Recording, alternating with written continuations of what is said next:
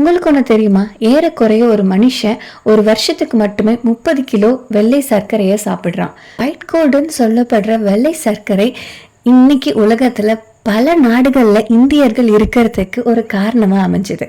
இதை தொடர்ந்து இந்தியாவில் கண்டுபிடிச்ச இந்த கிறிஸ்டலைஸ்டு சுகர் உலகம் முழுக்க பரவ ஆரம்பிச்சது. சர்க்கரை ஸ்லேவ் ட்ரேடுக்கு ஒரு பெரிய காரணமா இருந்துச்சுன்னு சொன்னா நீங்க நம்புவீங்களா? ஆனா எப்படி ஆரம்ப காலகட்டத்துல மருந்தா மட்டுமே எடுத்துக்கிட்ட சுகர் பிற்காலத்துல உணவா மாறுச்சு? நம்ம எல்லாரும் 21st செஞ்சுரியில இருக்கோம். நம்ம வீட்டில் உள்ள அட்லீஸ்ட் ஒருத்தவங்களுக்காவது டயபெட்டிஸ் மெலிட்டஸ், அதாவது சர்க்கரை நோய், நீரிழிவு நோய் கண்டிப்பா இருக்கும்.